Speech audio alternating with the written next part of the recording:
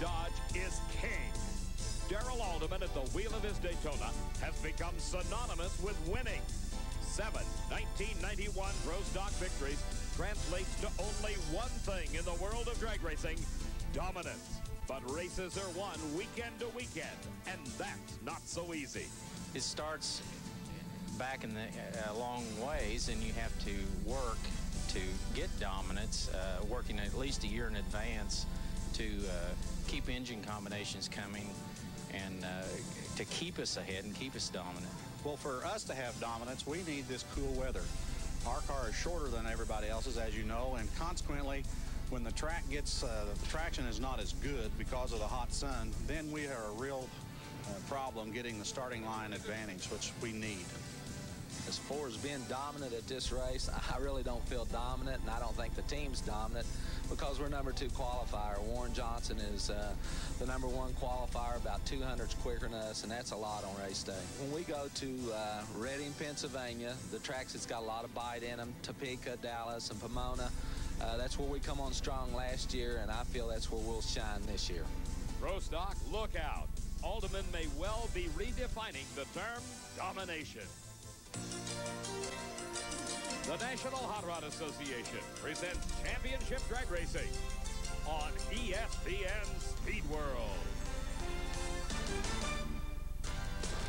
The NHRA, the world's largest motorsports sanctioning body, showcasing speeds in excess of 290 miles an hour and traveling the quarter mile in less than 5 seconds. Championship Drag Racing from the NHRA. The 18-event NHRA Winston Championship Series, with its $18 million payout in winners' purses and championship bonuses, makes its 13th stop today at Brainerd International Raceway in central Minnesota for the 10th annual Quaker State North Star Nationals. Hello, everybody. I'm Dave McClelland, and it is an absolutely gorgeous mid-August day here in central Minnesota. And literally tens of thousands of fans have jammed into Brainerd International Raceway. They've already been treated to some exciting action in Funny Car Eliminator. It all started yesterday in qualifying when a problem developed for Richard Hartman. Driving Nick Bodenfatti's Ray Besta special in the far lane, Hartman hydraulic the motor. A cylinder filled up with liquid, tried to compress it, couldn't, and kicked the rods out. The escaping oil ignited on the hot header pipe, and Richard Hartman had his hands full. He tripped the fire bottles, then threw the car into successive spins that brought it finally to a stop. All told, a great driving job. Afterwards, Steve Evans talked to a surprised Richard Hartman. Richard, that was an incredible job of driving to get the thing stopped so you could get help. Yeah, I was trying to get the car stopped. I don't know what happened. It was going along decent, and I think it had a cylinder out. When I picked it up, maybe it hydraulicked it and blew up, caught on fire, and I got on the bottles as quick as I could and got... The bottles knocked it down, and then it came back on you. Yeah, it came back pretty strong, too, because it was inside the cockpit real good, and I just tried to get stopped and get out of it, and then the seatbelts got hung up. I couldn't get to them real quick, and... Other than that, everything was fine. Yeah, other than that, it's fine. But you are fine. Yeah, I'm all right. I don't think the car is all that badly damaged either. Then in round 1 of Funny Car earlier today, it was the number 15 qualifier, Jack Wyatt, in the far lane against Ed McCulloch. A blown engine put oil under the tires, sending Wyatt into one guardrail, then the other. He, like Hartman, did a good driving job to get the car stopped so that the safety safari could get to him.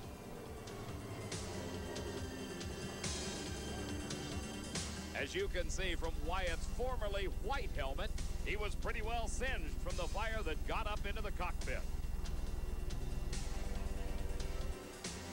In this replay, we can see that as oil got under the tires, Wyatt lost control and the car headed straight for the left guardrail.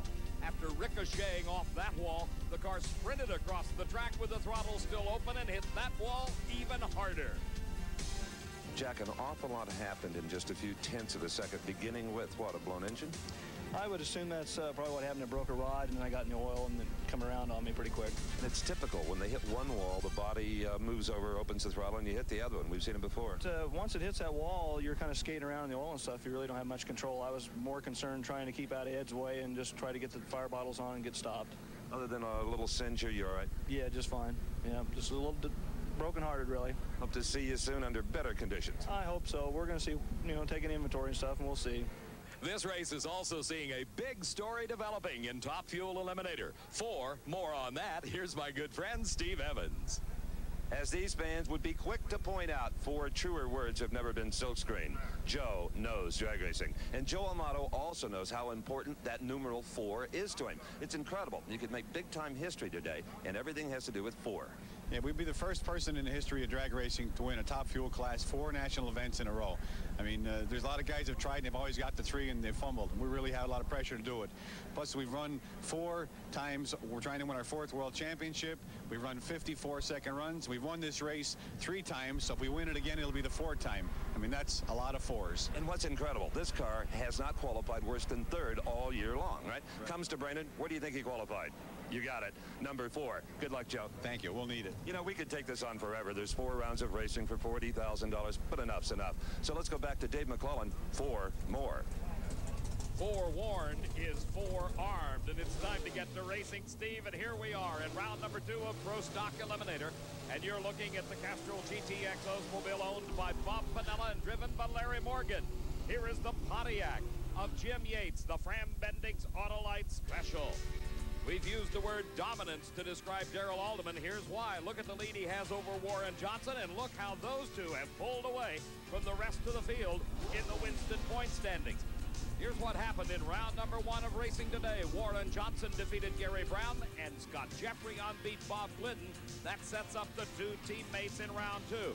Bruce Allen over Butch Leal, while Mark Howick tops Ricky Smith. Darrell Alderman's dodged the number 2 qualifier over Joe Lapone's Chevy. Jerry Ekman with Jerry Haas, Larry Morgan over Vince Corey, and Frank Iaconio lost to Jim Yates.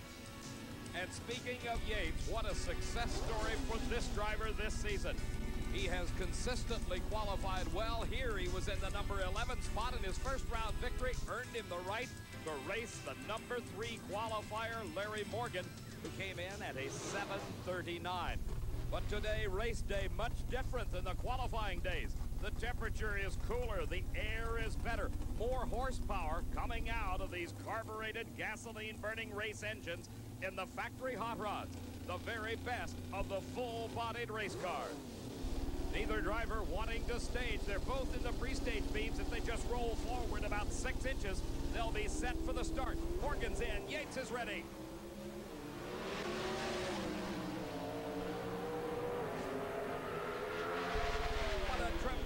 Charge by the Oldsmobile of Morgan. His elapsed time 7:31. Yates a 7:39.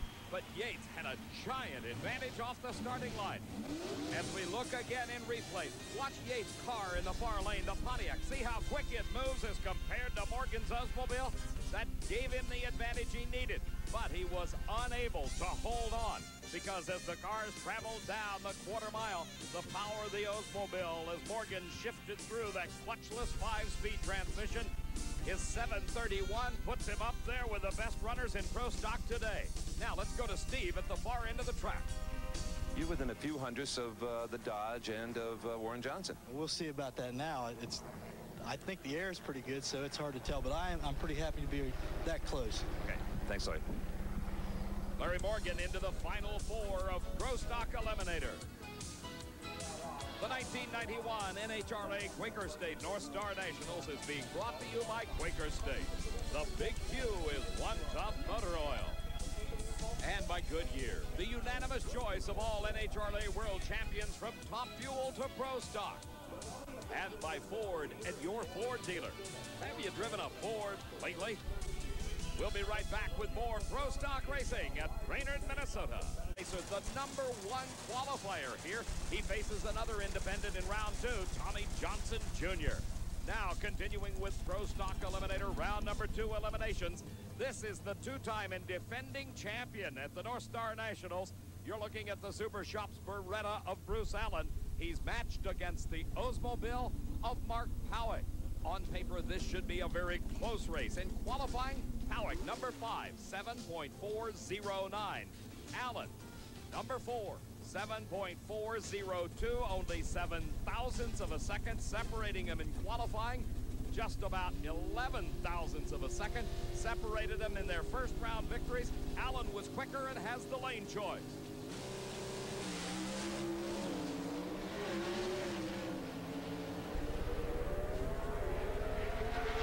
The power to the Chevrolet, 7.29 at a speed of 189 miles an hour. 50 thousandths of a second, the margin of victory. The losing time for Powick, a 7.35. Nearly identical reaction times for the two drivers. They left the starting line as if they were one. As they worked their way down track, it was still even at our vantage point with the Diamond P Sports camera. Then, by mid-track, Allen began to apply the pressure. As he neared the finish line, he pulled ahead until he won the race. What is it about this racetrack that suits your style so much? I wish we knew. For some reason, we come here and run good, and it's a real good track for us. The fans are great and just love this area. And I don't think there's any one thing, but we sure do run good here a lot. Love seeing you have a good time. Thank you. I would think he likes this racetrack, Steve. In fact, the last time he won an event was 1 year ago, right here at Brainerd. Here's Mr. Domination, and you're riding along with him. This is the Mopar Parts Dodge Daytona out of Wayne County Speed Shop, driven by Darrell Alderman. His competition, the Pennzoil Pontiac. Jerry Ekman at the wheel. On paper, this is not such a close race. Ekman qualified 10th with a 7:43, but pulled an upset victory over Jerry Haas, the number 7 qualifier in round 1, while Alderman qualified second at 7.36 seconds and ran a 7:29 in the first round when he beat Joe Lapone. That gave him the lane choice. He selected the lane nearest the camera. Dodge versus Pontiac. We're in round 2 of Pro Stock Eliminator. We're riding with Darrell Alderman. He's pulling the levers, changing the gears in the old-style Lenco. And he pulls ahead of Jerry Ekman, 7.31 seconds at 187 miles an hour, a losing 7:39 at 187 for Ekman. Alderman's winning ET off pace just a little bit, particularly when you compare it to the AC Delco of Warren Johnson. WJ ran a 7:28 in round number 1 to set low ET of the event thus far. Here in the second round, his competition is his own race car. Scott Jeffreyon at the wheel of the WJ Racing Olds. Steve? Well, number 1 in the world was in the 720s, the early rounds, but now 731. Well, you know, it got a little bit loose with me there in second, and when it don't look in second, it just don't ET. You're going to have to race Larry Morgan. We're not sure who has lane choice yet. Dave will tell us in a second. Any problem with lanes? Well, we like the right lane a little better. The left lane's got a bump in it, and a little short car gets to jumping in the left lane. See you in the semis. Thank you. Steve Darrell will have that lane choice in round number 3 by 3 thousandths of a second. Here are the two teammates, a pair of identical Oldsmobiles. WJ has selected the lane nearest the camera. After qualifying number 1 with a 7:35, he ran that incredible 7:28 in the first round. Then watched as his hired driver, Scott Jeffreyon, came from his number 9 spot to upset Bob Glidden in the first round. Jeffreyon in the far lane. As you heard Darrell Alderman say, his car responds to some bumps in that lane by losing traction. And problems set in for Warren Johnson. And also for Jeffreyon. He's just coasting across. Jeffreyon takes the surprise victory. And one of the truisms of motorsports is that when team race cars meet, the number 2 car is not supposed to win. In fact, these two teammates have met several times thus far this season, and this is the first time that Jeffreyon has taken a victory. As you can see, Johnson has already slowed in our replay coverage. Jeffreyon having a bit of a handling problem out there in mid-course. The car beginning to skate around on him just a little bit, but he coasts across the line and into the Final 4, where he will race the defending champ, Bruce Allen. Allen, of course, having the lane choice. The other pair, Darrell Alderman against Larry Morgan, and as we told you, by 3 thousandths of a second, the Dodge gets to pick the lane. Let's go down to the far end and Steve. I think what we may have here is the case of the reluctant winner here in the second round. Strange race. Yeah, I had a lot of tire shake, and the car was real loose all over the racetrack. Come up a winner, though. I don't know.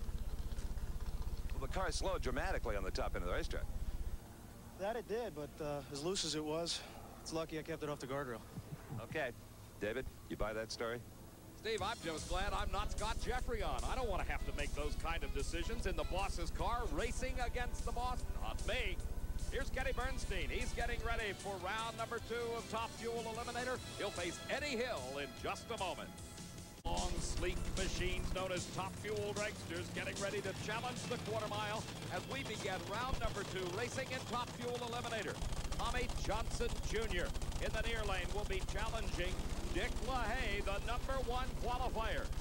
The long, smoky burnouts performed by both cars, designed to heat up those huge tires, get them up to the operating temperature that provides the maximum traction available.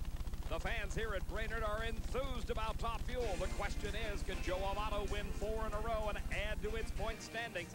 He's got a big lead over Don Prudhomme. Kenny Bernstein close behind in 3rd. Then comes Frank Hawley and Lori Johns. She was upset in round number 1 by Tommy Johnson Jr., while Dick LaHaye defeated Maurice DuPont. Amato continued his winning ways, topping Cruz Pedregon, while Frank Hawley defeated Tom McEwen. On the other side of the ladder, for the 3rd race in a row, Don Prudhomme has gone out of competition in round number 1, this time at the hands of Gene Snow. Corey McLenathan beat Jimmy Nix. Kenny Bernstein over Connie Coletta, and Eddie Hill upset the number 6 qualifier, Jim Head. TJ Jr.'s sister, Wendy, an aspiring race driver in her own right, pressed into service as kind of a traffic director here, backing him into his own track. Johnson qualified in the number 9 spot with a subpar 5:20, but boy, he stepped up in the first round, picking up a 5:08 elapsed time. That earned him the lane choice over Dick LaHaye, who had qualified at a 5:06, but slowed to a 5:14 in the first round. So while LaHaye may well have been the number 1 qualifier, on paper, Tommy Johnson Jr.'s got to be considered the favorite in this second round matchup. The veteran in the far lane with well over 20 years experience at the wheel of a Top Fuel dragster, Johnson starting on his 2nd full season.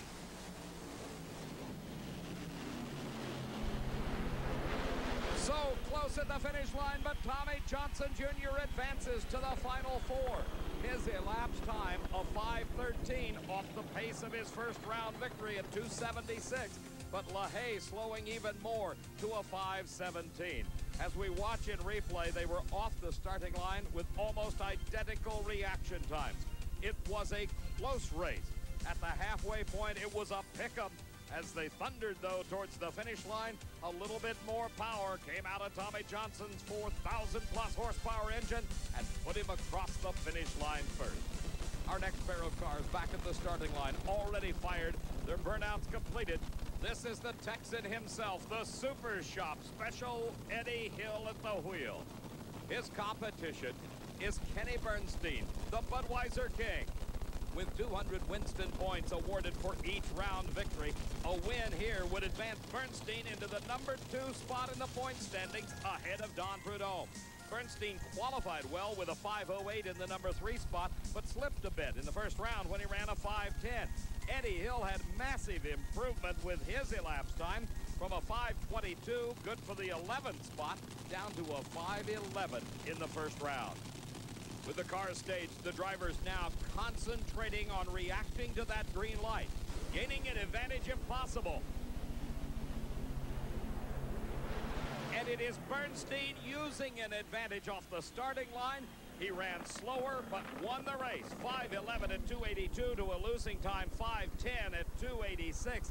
As we watch again an instant replay, you can see the hole shot, the advantage gained off the starting line. Bernstein in the near lane pulls away from Eddie Hill.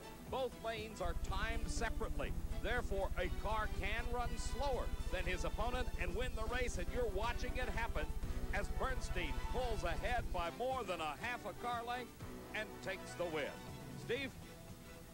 Well, Kenny, without your terrific reaction time, it would be Eddie Hill on your side of this microphone. Well, I appreciate that, but, you know, it's a team effort, and the guys got it to run down through there, and I just get a little lucky every now and then. Did you see a lot of that yellow car, or at all? No, I really didn't, but, Steve, you know, you sit so low in these cars, it's hard to see out the side of them anymore, but I could feel him, I could hear him, I knew he was there, and I just drove her out the back door. Well, I'll tell you how there he was. Your 11 beat his 10. Oh, man, it's a good race, though, and hats off to Eddie for doing a great job. All right, to the round of 4 goes Kenny Bernstein. And out the back door with a vengeance, top speed of 286. Mobile ready to match up against the old Cutlass of Del Worship. The surprise #1 qualifier will be picking up funny car action in just a moment in the round of 4 as Worship faces John Force. We're continuing on now with the second round of Top Fuel Eliminator. In the far lane is Corey McLenathan. A former top alcohol dragster driver, Corey Mack, is making his presence known. Just a couple of weeks ago at Seattle, he notched his first ever 4-second elapsed time. The youngster's got quite a challenge here, though, facing the veteran Gene Snow. From his number 15 qualifying spot with a 5:31, Snow ran 5:08 in the first round, a big jump forward. Corey did not enjoy that kind of improvement. He qualified with a 5:21 for the number 10 spot, upset Jimmy Nix in the first round when he ran only a 5:22. The crew looking over the engine, making final adjustments, saying it's all right. Take it to the line, Corey Mack, to race against Gene Snow. The driver with the quicker elapsed time from the previous round earns the right to select the lanes, and in this case, Gene Snow, like most of the other drivers with the choice, has selected the lane nearest the camera. But it didn't pay off this time. Snow up in smoke, and McLenathan across the finish line. His elapsed time only a 5:25, well off the pace, but enough to move him into the final 4. Corey's consistent 5:20s, not enough for low ET, but certainly with a bit of a break, could win him some races. Here's a guy that knows about winning. He has got 3 consecutive national event titles in a row, going for an unprecedented 4th. This is the Team Valvoline entry of Joe Amato. Let's see if he continues to practice the rather short burnout procedure. Yeah, he does. Just barely spinning the tires enough to get him to smoking, and then instantly shuts it off. The philosophy that Amato is following is one that maybe they're getting the tires too hot. Let's see what Frank Hawley does. That's a little more of the standard long, smoky burnout. Let's go to Steve. Well, Corey, a 5:25 didn't exactly paralyze him with performance, but I wonder if you were not concerned with that lane and felt that's all it might hold. Well, we've been working with the clutch a lot this weekend, and we're having a hard time with it. And you're right, the lane is, you know, it's like beginning of the weekend, it's everybody's smoking the tires in it. I did it myself, so I know what it's like. Joe did it, everybody did. So I was concerned with it, and I just wanted to get him out of the gate. That was my primary deal. You did that. Let's hope your 25 will give you lane choice next round. Thank you very much. Interesting thing to note here is that Joe Amato has got the lane that so concerned Corey McLenathan. And don't forget, Gene Snow literally blew the tires off of it right the moment he hit the throttle in the supposed good lane. I guess it's all a matter of perspective. Amato qualified in the number 4 spot at a 5:09. Only had a 5:08 in the first round. Frank Hawley qualified 5th with a 5:13. Then a dramatic improvement for the Coors Light Silver Bullet, a 5:03, giving him the lane choice. Joe Amato talked earlier about the pressure. Well, he's going to feel it now because on paper, he is definitely the underdog to Frank Hawley in this race. Tremendous start by both drivers. And Amato wins it with a 4-second elapsed time. 4:99 and 284 miles an hour to a losing 5:04 at 280. The margin of victory only 16 thousandths of a second. Hawley got the whole shot advantage. And then Amato called on his Tim Richards prepared race engine, and it delivered. Somewhere over 4,000 horsepower, propelling that car through the quarter mile to a victory over Hawley by just a couple of feet. A tremendous race, and that puts Amato into the final 4, where he will race the upset-minded Tommy Johnson Jr. Amato's 4.99 earns him the lane choice. Bernstein has the pick of lanes over McLenathan, a 5:11 to a 5:25. Let's go down to the far end of the racetrack where Joe Amato looks like he's trying to ease the pressure just a bit. Joe, you okay down there? Man, this is what you call pressure. Did I win? I guess you came here. I won, huh? Yeah, you did. And let's throw another 4 into this equation. 4.99. Guess that's my magic number today. I've never done an interview quite like this one, but I kind of like it. You had your back to the wall. He had lane choice. He had outperformed you the previous round. What can I, that's a lot of pressure. You're up there, and I I looked over at the finish line just as I clicked, and I saw his car. I thought he won, but it's $4.99. You know, Tim Richards and my guys, they had her back to the wall, and he's, like I say, he's a brain surgeon, and I got the A-team over there. They just gave me the power and put a lot of pressure on me to go out there and try and do my job. In your 18th straight round win, would you like to leave a wake-up call or anything? Oh, God, I just hope we can rally for the next round. It just gets tougher and tougher here. This is what you call pressure, about 20 tons of it. Steve, the question is, will the Final Four lead to the final for Joe Amato? National Raceway, I'm Dave McClelland along with Steve Evans, and we're set for the Final Four of Funny Car Eliminator. And here's the Honor Pops Oldsmobile of Ed McCulloch. McCulloch racing against the In-N-Out Burger Pontiac Trans Am. Mark Oswald at the wheel. Oswald, in the previous round, earned himself lane choice with low ET of the meet thus far for the Funny Cars of 5:32 to McCulloch's 5:43 elapsed time. The standings find Oswald in 5th, McCulloch 4th, Jim White 3rd, Mike Dunn is in 2nd, and John 4th continues to hold a big lead on the Winston standings. The points leader in round number 1 defeated Whit Bazemore, then defeated Paula Martin in the 2nd round. His competition here in the Final Four, low qualifier Del Worsham, got to this point by beating Tom Hoover and Jim White. Ed McCulloch won his first round race over a blazing Jack Wyatt, then defeated Gary Bolger in the 2nd round, while Mark Oswald beat Wyatt Radke in the 1st round and topped a struggling Mike Dunn in the 2nd round.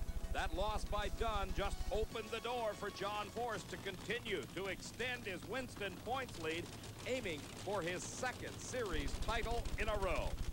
Oswald has got a big advantage on paper coming into this Final Four match against McCulloch. Nearly a 1/10 of a second advantage. That is just from the previous round alone. McCulloch, though, has been running exceptionally well over the last few races. His crew chief, Bernie Federley, has found the combination for power that allowed McCulloch to make it to the finals most recently at the Mile High Nationals in Denver, Colorado. A red light start for McCulloch. He left the line too soon. Mark Oswald gets an easy go, but he does not back out of it. A 5:41 at 2:69 moves him into the finals of this North Star Nationals, but that time almost a 1/10 of a second off the pace of round number 2. As we watch again, what do you do when you're the underdog? You try to cut the tree, but sometimes the tree falls on you, as it did to McCulloch. By 7/1000ths of a second, he left the starting line too soon. Here is the Winston champion, John Force, at the wheel of the Castrol GTX Oldsmobile. His competition, the number 1 qualifier, and certainly the talk of funny car racing this season, 21-year-old Del Worsham. The winner here will face Mark Oswald in the finals. Let's go down to Steve. You ran a 41, about right. Well, no, we were hoping for a little more than that. I imagine we'll have to see why. It really should have repeated. Lane choice, big deal for you? Yeah, I would like to have it for sure. Let's see if he gets it. Steve, an interesting word Mark Oswald used just then. He expected it to repeat. Repeatability is the big key to success in drag racing, and that's what John Force has been able to do so many times. He has a substantial lead this season in the Winston points chase. He has faced Del Worsham 3 times this year and won them all. He ran a 5:40 in his 2nd round victory, while Del Worsham ran a 5:33 in round 2. That earned him lane choice. Earlier, Steve had a chance to talk to the young driver. We have said many times that the clutch combination on one of these nitro cars can be as important as the engine itself. So who does the all-important clutch on rookie Del Worsham's car? Del Worsham does at just 21 years of age. And Del, you had an important first this weekend. You qualified number 1. This field has been chasing you throughout this entire event. Yeah, it was great to qualify number 1 here this weekend. We were working on getting that Big Bud shootout, and the number 1 qualifier just came along with it. Now you've got an opportunity for another first in just a few minutes. You've never beaten John Force. You've raced him 3 times, and it hasn't been pretty. No, we've raced him 3 times, outran him twice, and we haven't got the win. He has had the whole shot those times. Right. We're gonna change things this time. Good luck. Go back to work. Steve, Del Worsham qualified 8th in that very elite field for the Big Bud Shootout, coming up in 2 weeks at Indianapolis Raceway Park with $50,000 going to the winner. John Force has picked up that money before. Del Worsham hopes he can this season. He's going to need a better effort than this, though. Up in smoke goes Worsham, and some problems set in for John Force. The car just seemed to quit running. His time of 6:37 gives Mark Oswald what he wanted, the lane choice in the finals. For Del Worsham, what a disappointment. He's 0 for 4 now against the Winston champion. As we watch again, you can see the two cars left the starting line with almost identical reaction times, only 1/1000th of a second difference. Then the question comes to mind, who set up the clutch? Well, it was Del Worsham, and I bet he wishes now he could have adjusted it right there at the starting line. Mark Oswald will face John Force in the Funny Car Finals here at the Quaker State North Star National. Steve? Well, John Force remains unbeaten by Del Worsham, 4-0. But, John, that was fairly strange. What was going on? Man, I told you about destiny. I think God done wrote the script out here because the old heap left good. I don't know what happened. She trucked out in the middle. He was out the window, and she shook hard. I pedaled her, and she picked up, and she was moving. I thought, okay, it's okay. And then, boom, motor shut off. I said, oh, God, 500 times because he was coming around me. I knew at any second that old boy was coming. He didn't show. We cruised through. What's wrong with it? Saving nitro. Huh? What's wrong with it? Don't have a clue. Austin Coyle's job. It won. That's all that matters. Steve, now there's a contrast from Joe Amato's pressure-packed moment to John Force. He handles it his own way. 6,000, in fact, over the 4-day running of the Quaker State North Star Nationals. Right now, let's go to Steve with Chuck and Del Worsham. Well, as you know from the times on John Force's lane, he was beatable today, Del. Yeah, we didn't take advantage of the situation, and that's the way it goes. Well, you were the man doing the clutch. If you could do it over, would you change anything? Was it too much power? What do you think happened? I only service the clutch. He makes the calls on it. Yeah, Pop, okay.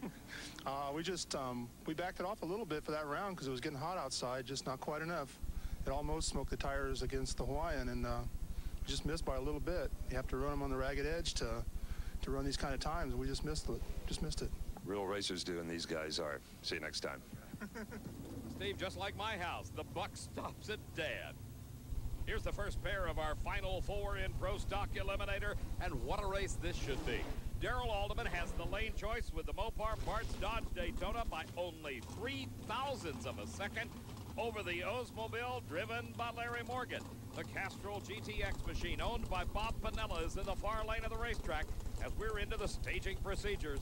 The 0.003 of a second margin of difference between Alderman and Morgan may be the biggest blink of an eye that Alderman's going to have this weekend. It gives him the chance to run in the lane he wants. He needs that. He needs the traction available if he expects to continue to dominate Pro Stock racing.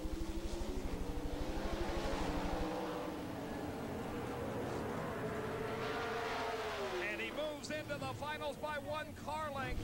The time, 7:28 at 187 miles an hour to a 7:32 at 187. And when the traction's there, the Dodge does fly. When you talk about domination of Brainerd International Raceway and Pro Stock, really there's only one name that comes to mind, and that is Bruce Allen in the Super Shops Beretta. He's squaring off against the Oldsmobile, the surprise winner in round 2, Scott Jeffreyon. Steve? Well, everybody on this team we talked to at the top of the show did their dominating job, including you. A 7:28. Nice one. I hope that's low ET for the meet because there's 50 points involved there. As if you need them. Well, we could use them. Tell me about the race. Well, it was a good race. Larry's always a good race. We let it seem like we were together there and through the gears, and then I edged on him a little bit in high gear. In the final round. Thank you.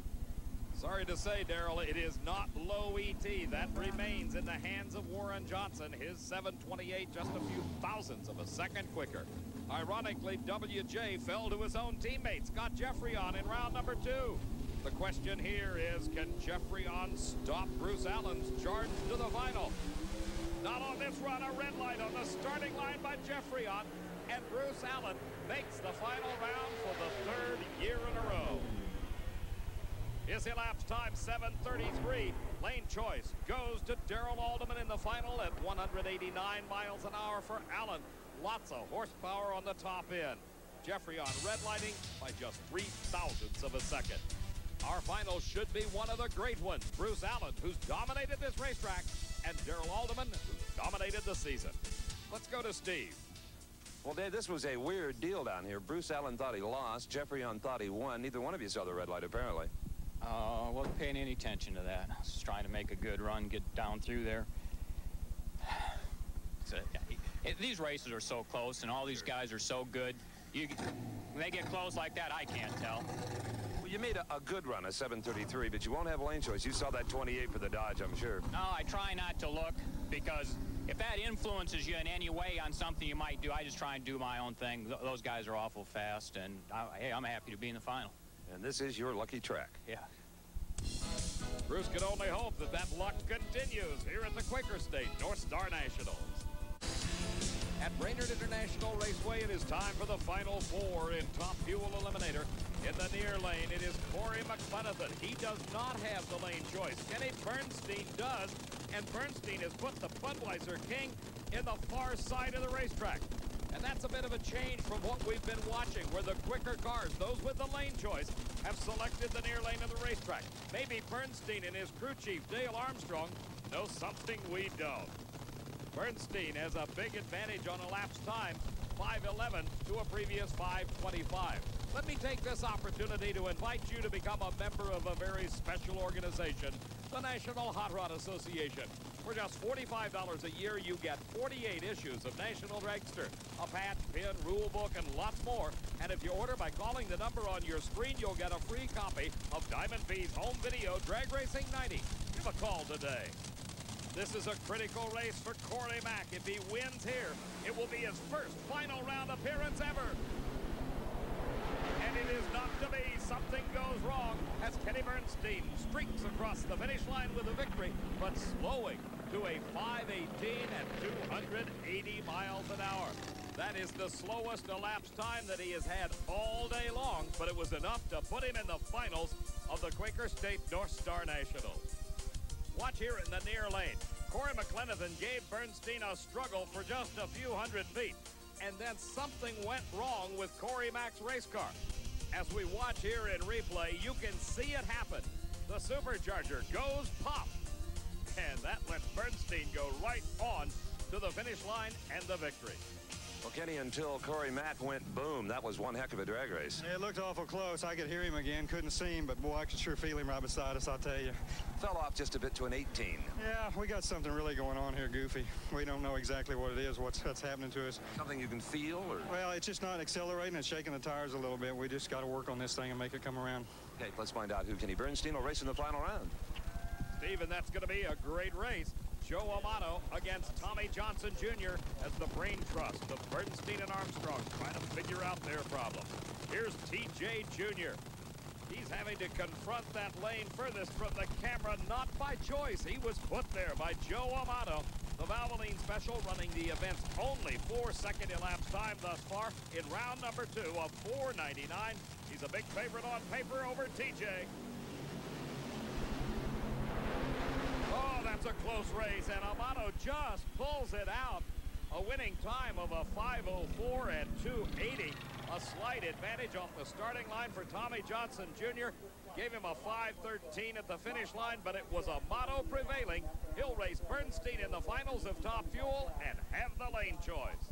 That's Austin Coyle, the crew chief for John Force. He and the attack team trying to figure out what went wrong with the Oldsmobile in the final 4 that caused it to slow. It's getting a liberal dose of Castrol motor oil as the crew are reassembling the car, getting it ready for the final round race against Mark Oswald. Let's go to the far end where Steve Evans is with one of our Top Fuel finalists. Well, Joe Amato on his feet this time for the interview leading up to the final round. Fell off just a little bit to an 04, still very strong. Well, it got a little bit hotter, but we're just happy to get the win late. You know, Bernstein's on the other side trying to chase us in this points chase, and we're just trying to stay right with him. Tell me about the midget burnout you're doing. Well, that was you know, we've got a different fuel system, and Timmy said to do a short burnout, so I did a short burnout. It's, you know, sometimes he wants a long one, sometimes he does a short one, sometimes I mess up. All depends what happens. Does it have anything at all to do with tire heat? No, we're not doing anything trick. I'm just, more than not, I mess up, to be honest with you. Some talent. Find that a little bit difficult to believe. Like most of the Top Fuel fields, Steve. Pro Stock Finals coming up next. David Hutchins, the co-crew chief, along with Mike Sullivan on the Wayne County Speed Shop Mopar Parts Dodge Daytona, driven by Darrell Alderman. Watching his driver getting ready to approach the starting line for the finals of the Quaker State North Star Nationals. You're riding along inside that Dodge Daytona with Darrell as he hopes to continue his domination of national events. He's won 7 thus far this season. For Bruce Allen, for the 3rd year in a row, he has made the final round. He hopes to pick up his 3rd consecutive win here at Brainerd International Raceway.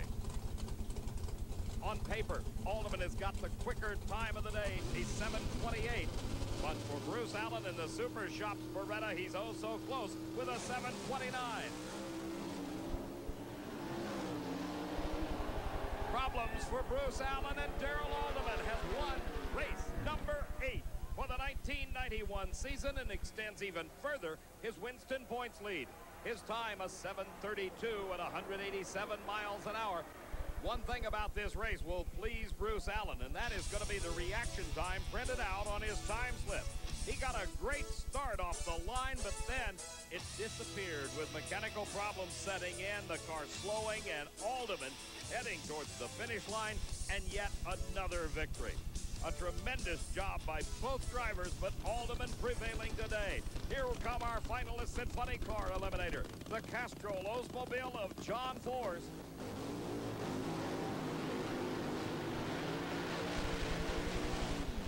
The long, smoky burnout bringing a cheer from the crowd. They love this man in funny car racing. His competition, a guy that earned the lane choice with a quicker elapsed time in the previous round, the In-N-Out Burger Pontiac, driven by Mark Oswald. Steve? Well, every win this year by the Dodge, the dominating Dodge, going back to our theme, has been with performance. A little bit of luck there. Yeah, you know, you don't like to win like that, Steve. I know Bruce had trouble, and, you know, they've done such a good job all weekend long. I know if he got down the track, it would have really been a good race for the fans. And he had a headlight on you right off the starting line. You saw a little of that yellow car. Yes, I did. He's good on the starting line. You have to be on time when you're against him. You have told everyone, me, the press included, that when you get on what you call the good tracks, the rest of this year, this car will even be tougher. Well, you know, last year, that's when we come on the car. When it hooks up real good and low and second, it ET's good. This is a torque motor, and, you know, the last 3 or 4 races, we've been spinning the tires. Will you go to a 5-speed like a lot of the front runners?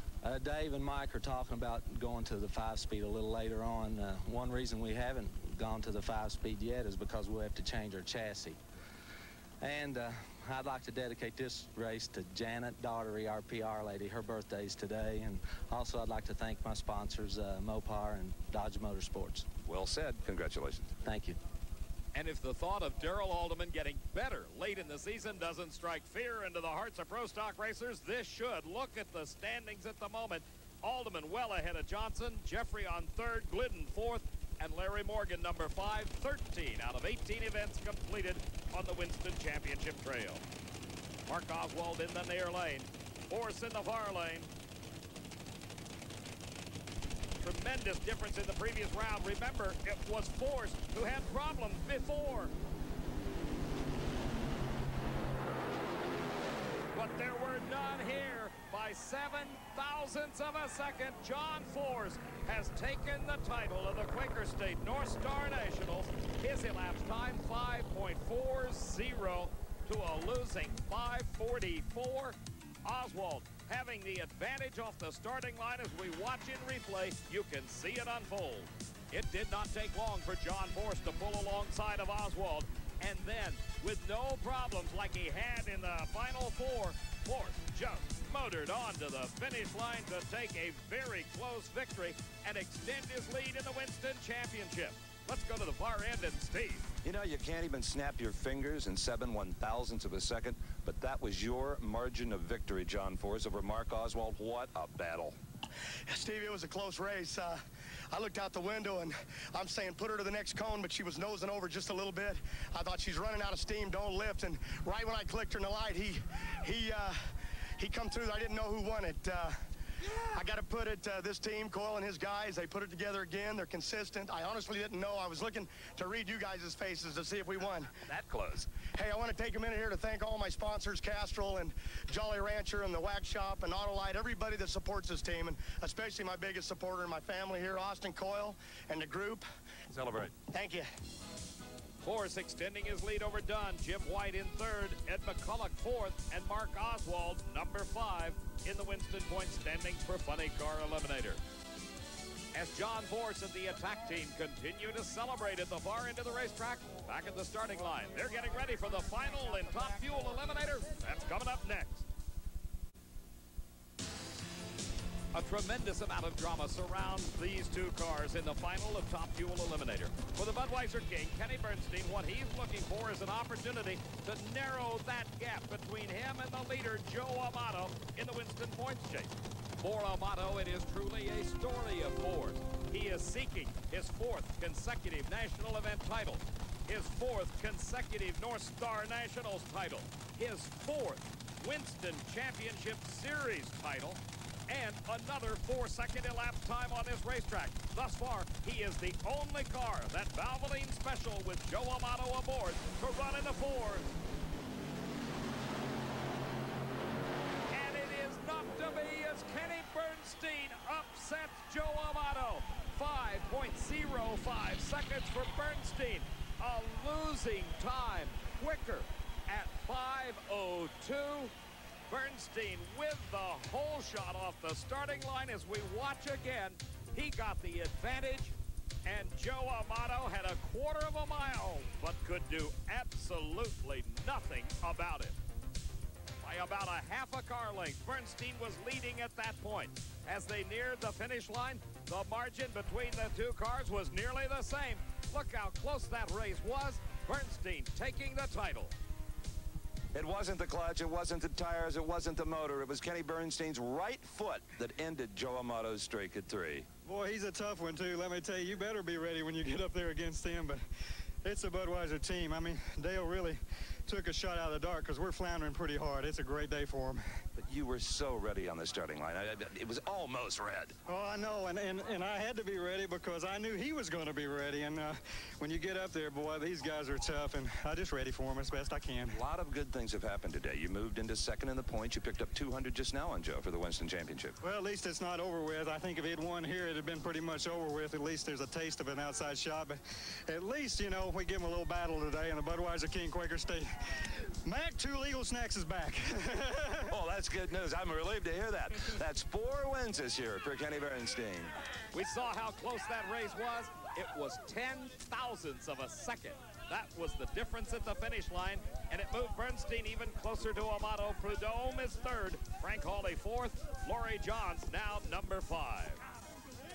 For Steve Evans, I'm Dave McClellan saying so long from Brainerd, Minnesota.